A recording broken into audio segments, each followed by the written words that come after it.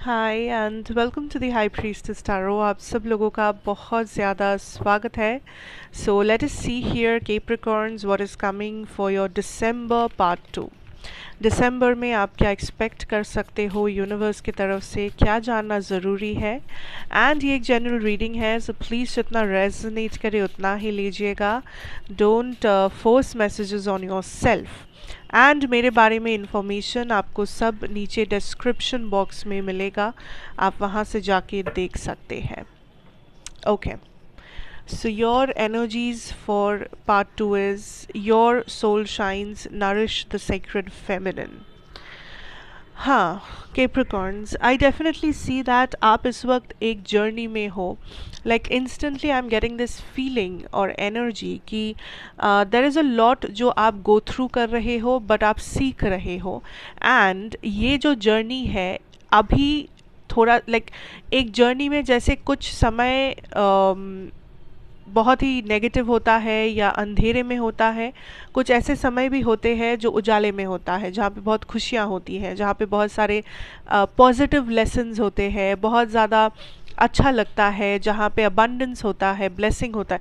तो आप उस जगह पे एंटर कर रहे हो जहाँ पे ब्लेसिंग है, जहाँ पे सवेरा है, जहाँ पे सब कुछ बहुत ही अच्छा है या पॉजिटिव है।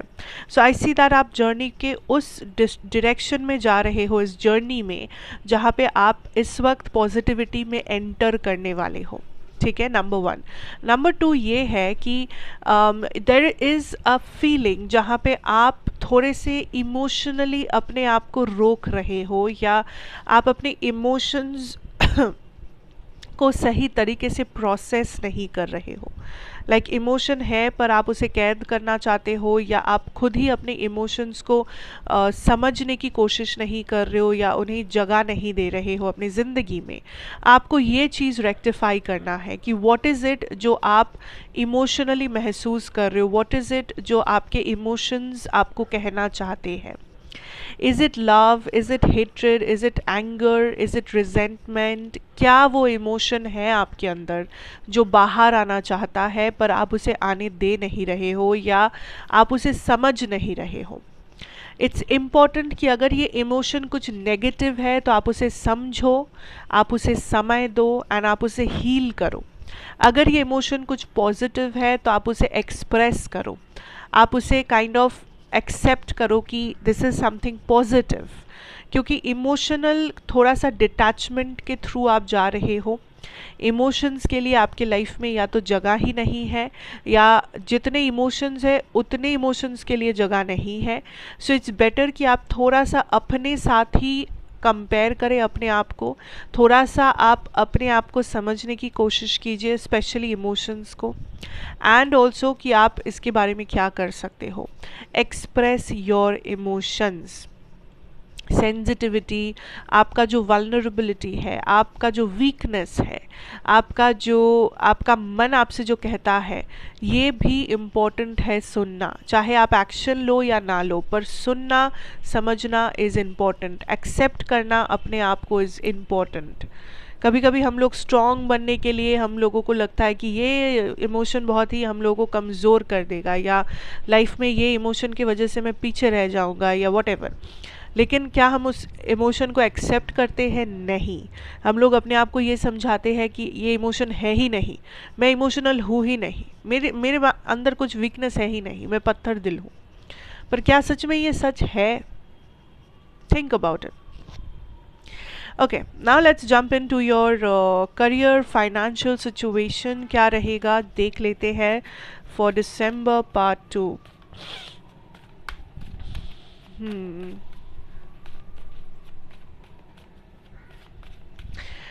What is happening, Capricorns? The Hermit, career and your finances. Tower. Eight of Swords energy.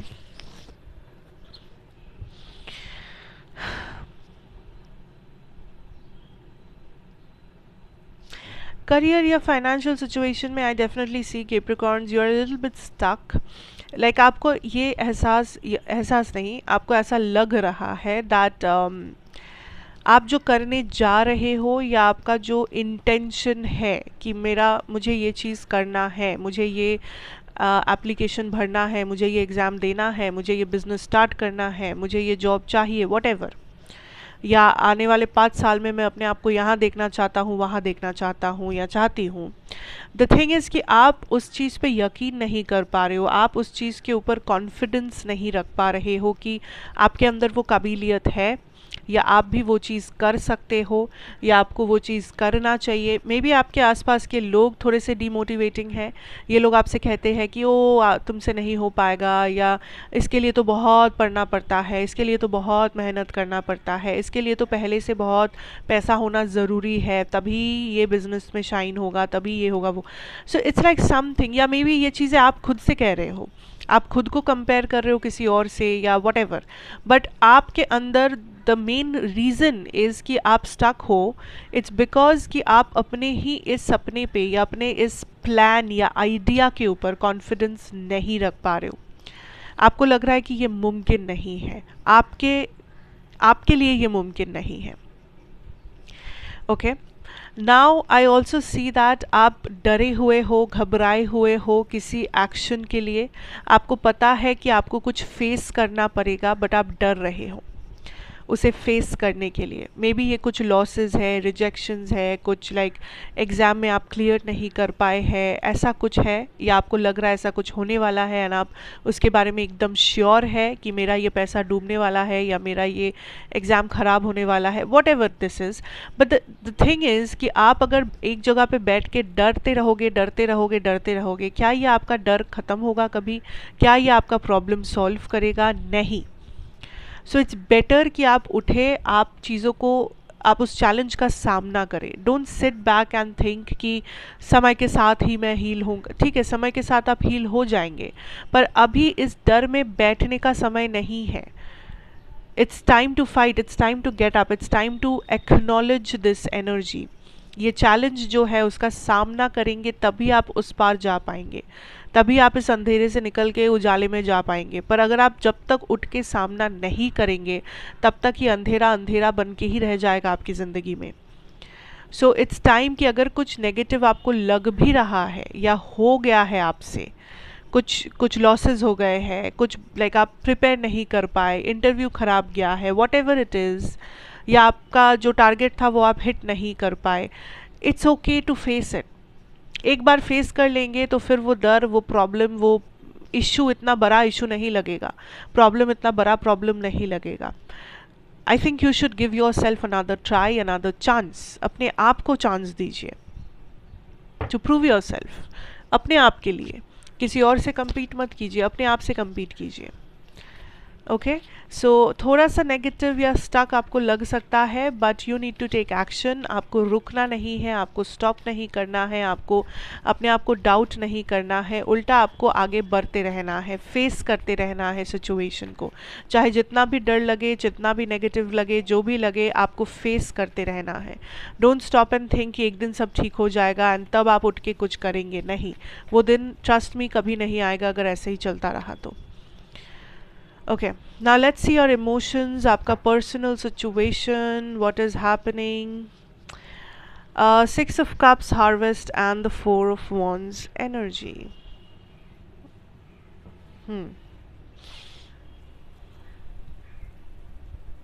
Interesting.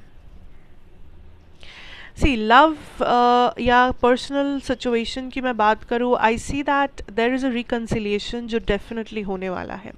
अगर ये रिकन्सिलिएशन नहीं है तो ये एक न्यू रिलेशनशिप है, या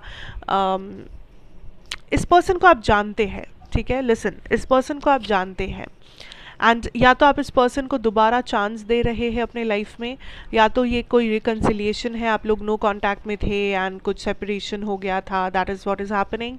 या तो दिस इज़ अ न्यू, अगर ये नया कनेक्शन है, this is a soul mate kind of an energy, जिनसे या तो आप मिल चुके हो या बहुत बहुत जल्दी मिलने वाले हो। Like this is a connection जो आपके लाइफ में एक मैरिज में मैनिफेस्ट कर सकता है। दिस इज़ अ कनेक्शन जो आपके लाइफ में बहुत देर तक रह सकता है। लाइक ये एक बहुत ही स्टेबल एंड ब्यूटिफुल कनेक्शन है। कुछ लोग या तो इस कनेक्शन में अभी तक आप हो नहीं, तो आप इस कनेक्शन में होने वाले हो। ये पर्सन लाइक आई थिंक बहुत जल्दी आपके लाइफ में आएंगे, may be end of this year या स्टार्टिंग न्यू ईयर ये पर्सन आपके लाइफ में आएंगे। And I think it's very important, ओ अच्छा, इट्स वेरी इंपॉर्टेंट कि रिमेंबर आपकी रीडिंग की शुरुआत में what I told you was कि अपने इमोशंस को समझना ज़रूरी है, अपने इमोशंस को एक्सप्रेस करना ज़रूरी है, बुरे नेगेटिव इमोशंस को हील करना ज़रूरी है। क्योंकि अगर आप वो नहीं करते हो तो ये पर्सन की एंट्री जब होगी आप इस पर्सन को रिकॉग्नाइज नहीं कर पाएंगे, या आप इस पर्सन को मौका नहीं दे पाएंगे कि ये आपके लाइफ में आए, क्योंकि आपके इमोशंस ब्लॉक्ड होंगे, ट्रस्ट इश्यूज होगा, everything will not be easy for you. So it's very important कि इस 15 दिनों में आप अपने इमोशनल साइड को हील कीजिए, एक्सेप्ट कीजिए, एक्सप्रेस कीजिए, ताकि जब ये पर्सन आएंगे तो आप इन्हें एक्सेप्ट कर पाए, आप समझ पाए कि this is a soulmate situation, ये कोई टॉक्सिक सिचुएशन नहीं, ये आपके पास्ट के जैसा कुछ नहीं है, ये एक बेटर फ्यूचर है, ये एक बेटर रिलेशनशिप है।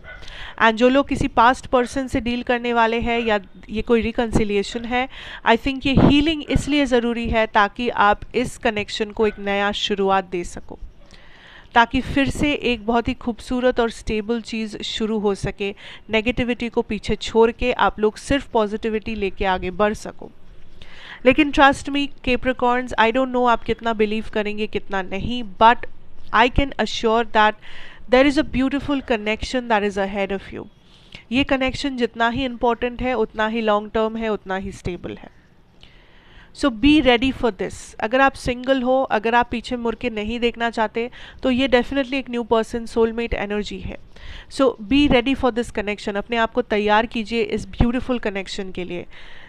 एंड अगर आप ऑलरेडी किसी से डील कर रहे हो जो टॉक्सिक नहीं है एंड आपको पता है कि यहाँ पे कुछ हो सकता है, देयर इज़ पोटेंशियल एंड कुछ पॉसिबिलिटीज़ आपको दिख रहे हैं, तो you can know that this is that person only.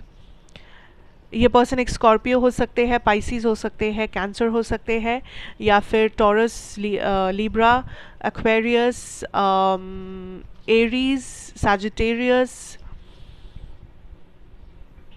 वर्गो, ये कुछ साइंस हो सकते हैं। बट ये साइन ज़रूरी नहीं है। मैं फिर भी कह रही हूँ that if this is a past person, it's very important कि इस वक्त आप अपने एनर्जी, अपने इमोशंस के ऊपर फोकस करें ताकि आप उसे हील कर सके, एक्सेप्ट कर सके एंड बेटर बना सके। Okay, so yes, that is what I have for you guys. Thank you so much for watching. अच्छा लगा हो तो ज़रूर बताइएगा, like, share, comment and subscribe. And मैं आपसे फिर मिलूँगी एक और रीडिंग के साथ। Till then take care and good bye.